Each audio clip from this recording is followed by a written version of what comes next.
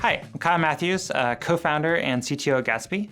And wow, it's another Gatsby conference. Excited to be back here talking. And I'm excited to dig in today to how we've made Gatsby build 10x faster in Gatsby Cloud versus other platforms. So two questions we often get. First, why are builds so fast in Gatsby Cloud? There'll be someone evaluating Gatsby Cloud, against some other solution, and they'll be blown away by how much faster it is. And they'll be like, what's going on? Like, what's the magic here? Is this documented anywhere? So I kind of want to dive into the details a bit about what we've done to make builds so fast. The second question is, why GraphQL? People, see other frameworks that are pretty unopinionated, and they see Gatsby and they're like, okay, you're very opinionated about this GraphQL thing. Like they might like GraphQL, they might not like GraphQL, but they're just really curious why we, want GraphQL as such a critical piece of it. And to answer these questions, I'm going to be diving into our architecture. So when you talk about architecture, you must ask two questions. Like first, what is the goal? And then second, how is the architecture doing against those goals? So software for web development, it falls along a spectrum. This spectrum can be like code to no code. So like, do you write code to build a website or not? Another is, is the tool you're using, does it feel like a framework? It's kind of like giving you a bunch of building blocks to build something, or is it more like a product where you're sort of, logging in and clicking around to do stuff? Another way of thinking about this is, does the tool allow for many use cases that are very unrelated to each other, or is it seem designed for a specific sort of use case? Another way I think about it is like the users. Is the users of the tool very technical, or are they non-technical? Or are they developers or marketers who are kind of the primary user of the tool? And if we place a few tools along the spectrum, from the many thousands of options, of course, Rails and Laravel, from the PHP world are two kind of famous, widely used coding tools. And like no code, Wix and Squarespace are very popular and very widely used. But if you look at this chart, you might notice that there's a big kind of gap in the middle. So what kind of tool would fit into that? And this is what I call the CMS category. And so popular tools would include WordPress and Shopify. And what's interesting, if you look at the list of top technologies on the web by kind of percentage of websites, what you notice is that it's dominated by CMSs. WordPress, of course, which dwarfs everything else, then Shopify, and then 5 and 6, Joomla and Drupal also have big proportion of the web are powered by them. And then Wix and Squarespace, are two no-code tools.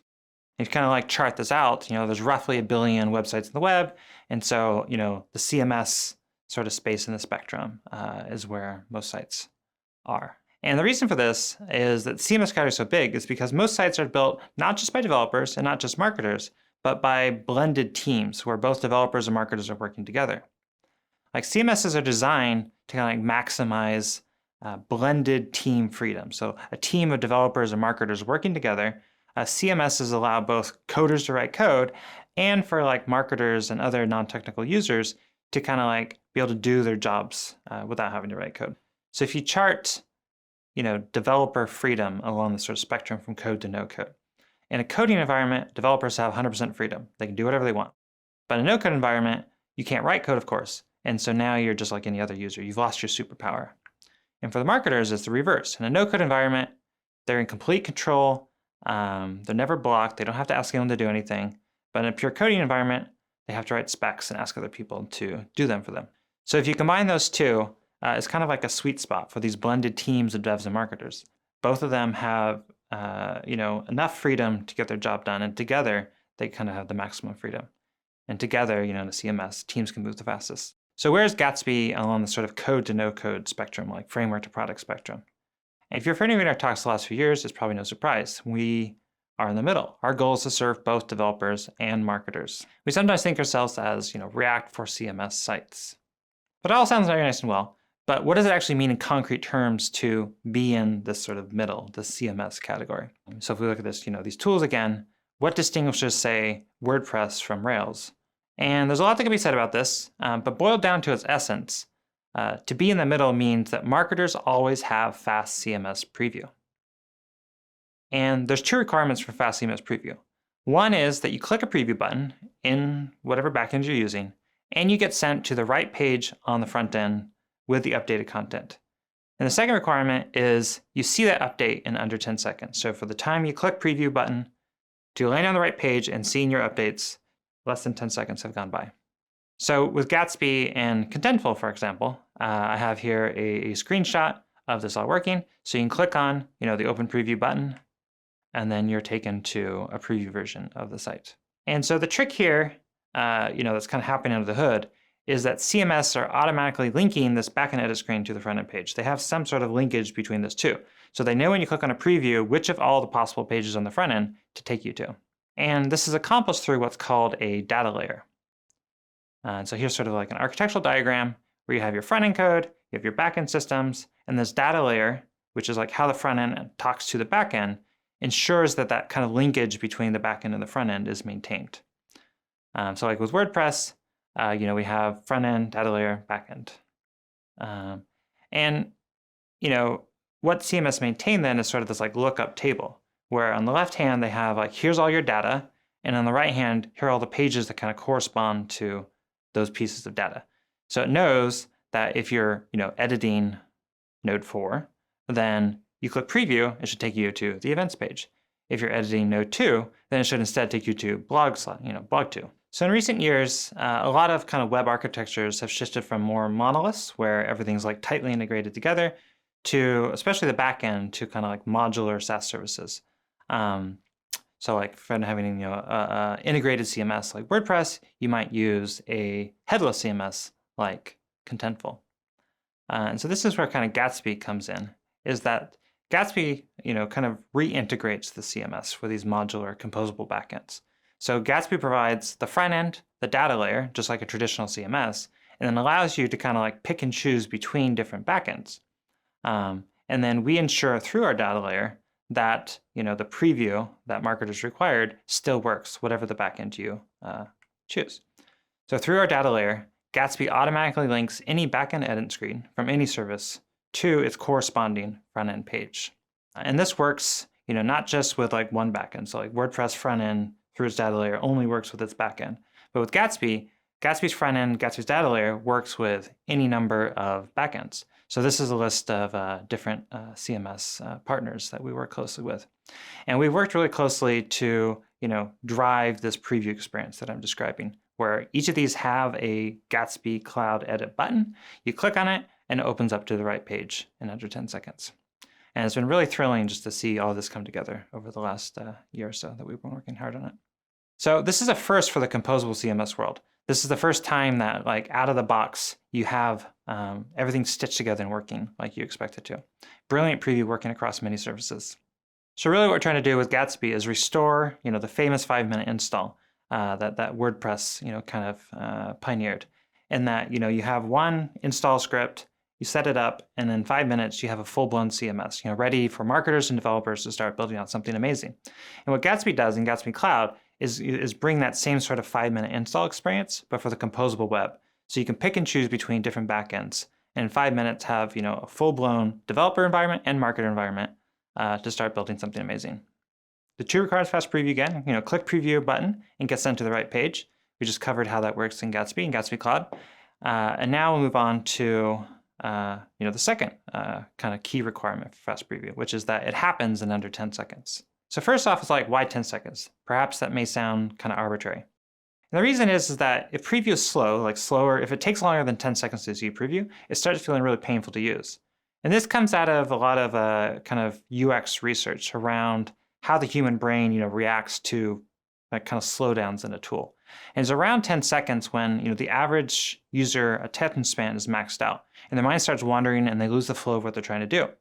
So we know if preview is under 10 seconds, it feels pleasant to use. But more than 10 seconds, it gets increasingly unpleasant and difficult to focus on sort of whatever task you're trying to do. So great news, which is that, from our, measurements of preview builds, we know the majority of sites in Gatsby Cloud have under 10-second preview builds. So we've already come a long ways. How do we do that? So backing up a bit, there's 2 ways you can build out a site. There's what's called real-time stream processing and batch processing. And batch processing, is sort of invented basically at the same time as computing itself was invented. And it was ubiquitous in the early days of computing and still is very, widely used. And the idea is that you have data and you periodically process it into something else. So an easy example is, nightly sales report batch process. You gather all the sales records from the day, and then you process them into easier to read reports at the end of the day. And this works great. Everyone has written stuff like this. Everyone's done batch processing type stuff, and is robust and nice in pretty much every way, except it's often too slow, especially for kind of modern businesses that need information faster. It's like calculating sales reports once a day is too slow. And so in recent years, companies are moving to what's called like real-time stream processing, where you get similar benefits as batch processing, but you get results a lot faster. So there's been a big explosion in the space from the tech giants to, open source tools like Kafka and Spark. And Gatsby is at the forefront of the same transition, for building websites from batch to real-time stream processing. So in this sort of model, like static site generator and like traditional like CI/CD type platforms are modeled after batch processing ideas. But I designed Gatsby so it could do real-time streaming builds, so that it wasn't constrained by, the slowness of batch processing. So in Gatsby Cloud, when we run a build, it runs in sort of this like real-time streaming mode. But on other platforms, it's batch processing, because that's sort of the constraint of them, is that that's the model that Gatsby has to fit in. Because of that difference between batch and stream, this is why Gatsby builds 10x faster in Gatsby Cloud. So a community member recently kind of put this to the test, where he took a 1,000-page WordPress site and ran, a build on both Gatsby Cloud and then like 5 other platforms, and found that, Gatsby Cloud, as we promised, is, far faster, to the tune of, around like 20 seconds to, tens of minutes on some of the other platforms. We're really happy with that. That's been the result of like a ton of hard work by, a lot of people here at Gatsby. But we're not satisfied with where we're at. We're not fast enough in every case. Preview has to be under 10 seconds, and we're not always there. And so I've been working with a few other engineers on making publishes even faster.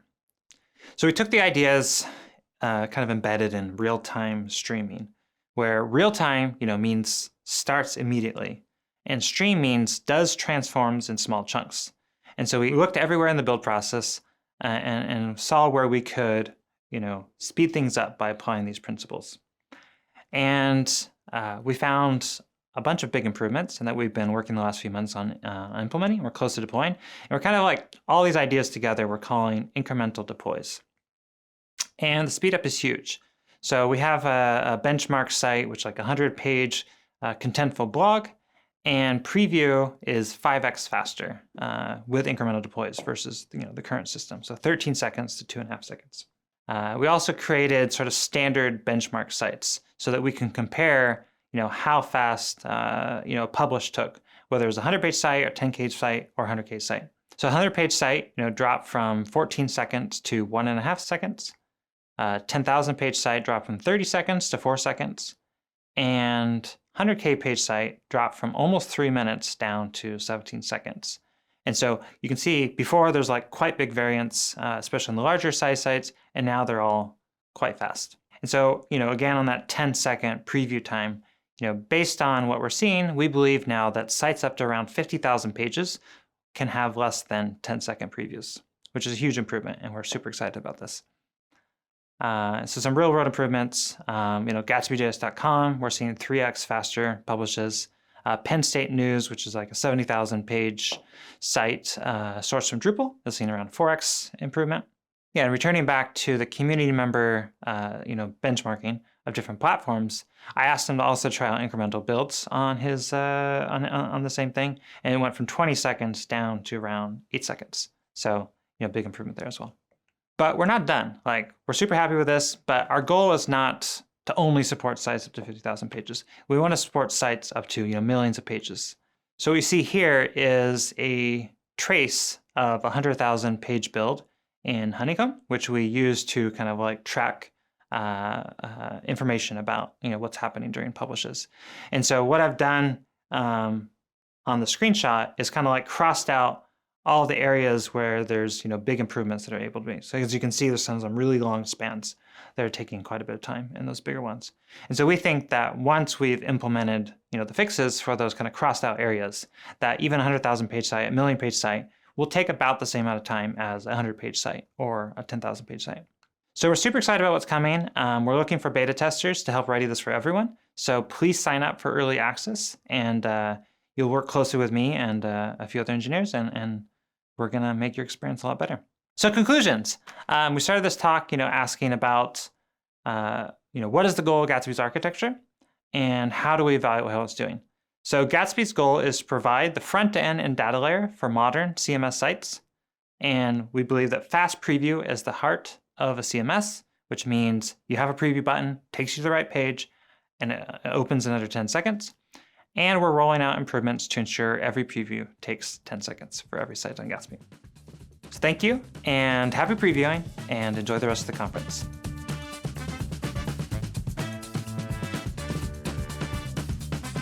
Stay tuned for the live Q&A.